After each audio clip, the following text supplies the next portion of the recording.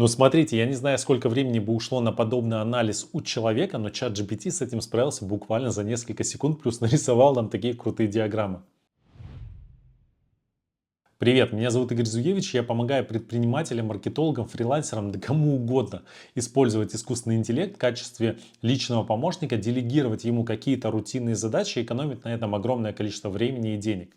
В этом видео мы с вами будем анализировать большое количество информации, которая есть у нас, например, в Excel файле.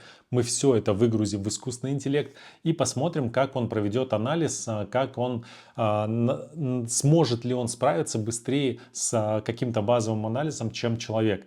Значит, смотрите, я не нашел, к сожалению, каких-то файлов у себя для большого анализа. У меня достаточно скромный малый бизнес, поэтому там нету большого количества каких-то данных по анализу. Поэтому я воспользовался помощником. Есть такой сайт, Kaggle называется. Там, значит, есть огромное количество данных, которые мы можем использовать для анализа. Да, вот, например, статистика игроков НБА, какие-то данные по аренде жилья в Нью-Йорке через Airbnb, то есть статистика Counter-Strike, каких-то данных, то есть огромное количество данных, которые мы можем, в принципе, скачать себе и, соответственно, проанализировать. Я выбрал, значит, для анализа файл с данными наборы данных объявления о вакансии от, скорее всего, да, компания такая Glassdoor.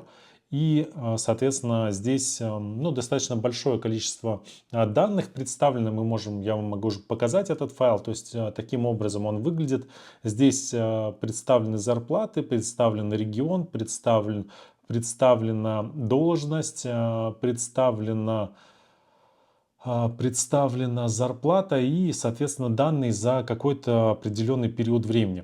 То есть да, представлена локация, то есть где находится эта компания. Ну, в общем, какие-то данные есть. И эти данные мы сейчас с вами будем анализировать с помощью ChatGPT. Значит, я буду использовать, как еще раз сказал, я буду использовать стандартную версию ChatGPT. Это будет четверка, без использования каких-либо плагинов, без использования каких-то дополнений. И чтобы мне провести анализ, мне необходимо выполнить несколько шагов. Все шаги, которые я буду выполнять, они представлены в моем телеграм-канале, где на данный момент уже больше 3000 полезнейших промптов. Причем промптов либо запросов к ChatGPT на русском языке, на английском языке, где большое количество промптов для изображений, список сервисов, полезные статьи, прямые эфиры. Чат для общения у нас тоже есть. То есть это огромная база знаний по использованию искусственного интеллекта. И все материалы, все промпты, которые я здесь буду использовать, я буду брать, соответственно, оттуда. Значит, в первую очередь я загружаю сюда тот файл, который, соответственно, скачал с этого сайта, файл с данными, и даю задачу ChatGPT, просто интерпретируй все эти данные из таблицы. Когда ты поймешь все аспекты, скажи мне, я готов к следующему шагу. Ребят, все ссылки, которые я использую в своих видео, всегда есть в моем телеграм-канале. Обязательно переходите в разделе описания, ссылка на телеграм-канал, переходите в телеграм-канал, и к конкретному видео всегда есть ссылка и подробное описание. Ну и, конечно, подпишитесь на телеграм-канал, там очень много выходит пользы про искусственный интеллект и как его использовать в маркетинге и в личной жизни. И сейчас чат GPT начинает анализировать тот файл, то есть все вот эти вот поля, все вот эти вот данные, которые у нас есть, а их здесь несколько тысяч, если не ошибаюсь. И он, соответственно, проведет интерпретацию и посмотрит, что вообще в этом файле, соответственно, представлено. Он смотрит, что таблица содержит, видите, он даже нам на русском языке начал писать, что таблица содержит данные о работе в сфере данных за 2023 год. Она включает следующие столбцы: год работы, название должности, например, ну, то есть название должности, потом категория работы, валютные зарплаты, евро и доллары, зарплата в указанной валюте, зарплата в долларах, страна проживания работника, например, Германия, США, уровень опыта, например, middle, либо senior специалиста, типы занятости, например, full-time, формат работы, например, гибрид, либо очный, местонахождение компании, например, Германия, США, размер компании обозначается буквами, например, L large, то есть крупный, и M medium, то есть среднее. Эти данные могут использоваться для анализа рынка труда в сфере данных, включая сравнение зарплат по разным странам, должностям, уровней опыта. Я готов к следующему шагу. То есть он просмотрел эту таблицу и, соответственно, нам вывел информацию, что находится в этой таблице с краткими сводками. Мне кажется, неплохо. Дальше, значит, мы хотим сделать так, чтобы он смог анализировать эти данные. Для того, чтобы он смог анализировать эти данные, он должен подогнать эти данные под удобный для него формат. Поэтому я ему даю следующий промпт, я ему говорю: очистите эти данные, если нужно что-то сделать для лучшего анализа в будущем. И он, соответственно, еще раз просматривает таблицу и говорит: после проверки данных я заметил следующее, что существуют какие-то пропущенные значения, существуют дубликаты. Это может быть результатом ошибки ввода данных или нескольких записей на одних и тех же ролей. Для анализа данных важно удалить дубликаты, чтобы каждая запись была уникальной. Потом он просматривает типы данных. Типы данных кажутся подходящими для каждого столбца. Например, год работы и зарплата предоставлены в числовом формате, а остальные атрибуты такие как должности, тип занятости и другие представлены в текстовом формате. То есть он сейчас работает с этой таблицей таким образом, чтобы он в будущем смог с ней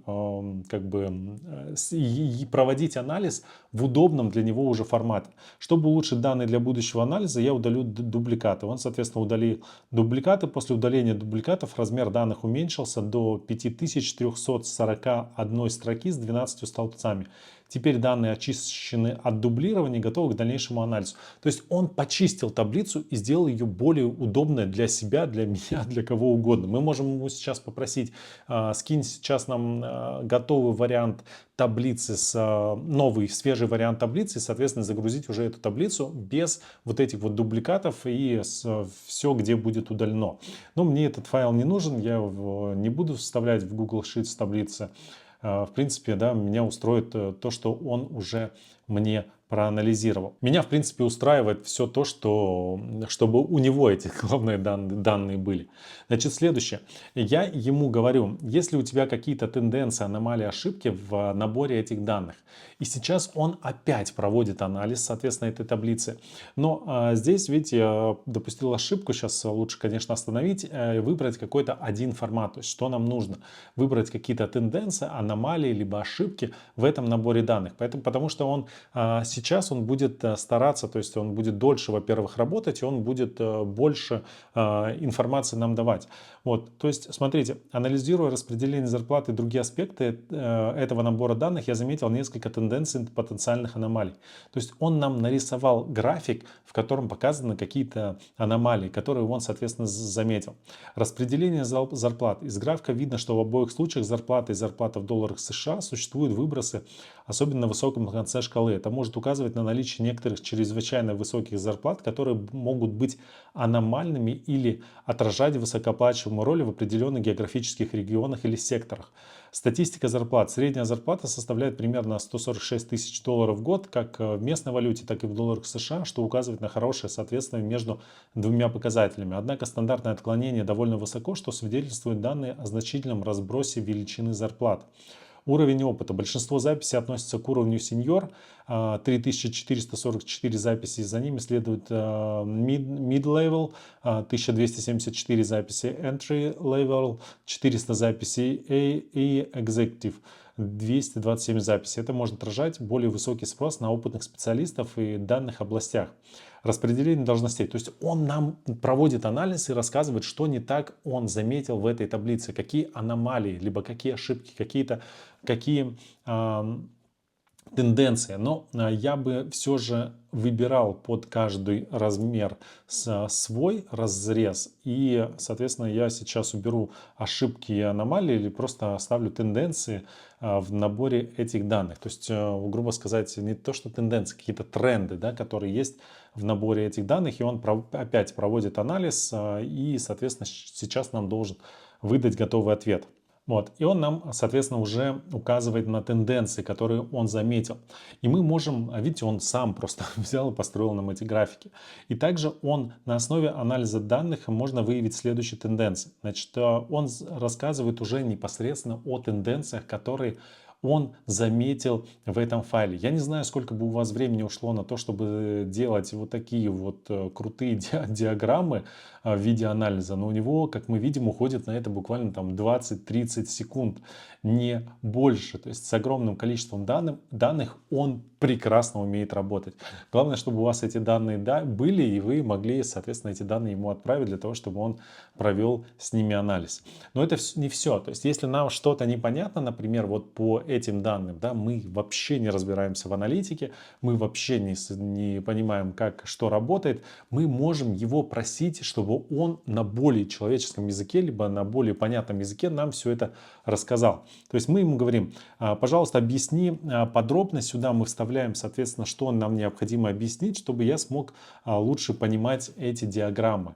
И, соответственно, он начинает. Конечно, давайте я вам подробнее все объясню. И распределение зарплат по категориям работы. И он нам подробно объясняет, что он здесь имел в виду, если мы что-то не поняли по вот этим вот его первым пунктам. То есть, видите, он каждый пункт сейчас еще подробнее пытается нам объяснить, для того, чтобы мы поняли, в чем здесь, соответственно, идет дело. Давайте, да, наверное, я считаю, что на этом закончим. Можно анализировать что угодно, можно анализировать сколько угодно файлов, но я не думаю, что кто-то из вас бы просто взял и быстрее, чем тот же искусственный интеллект на базе ChatGPT, справился вот с такой вот работой.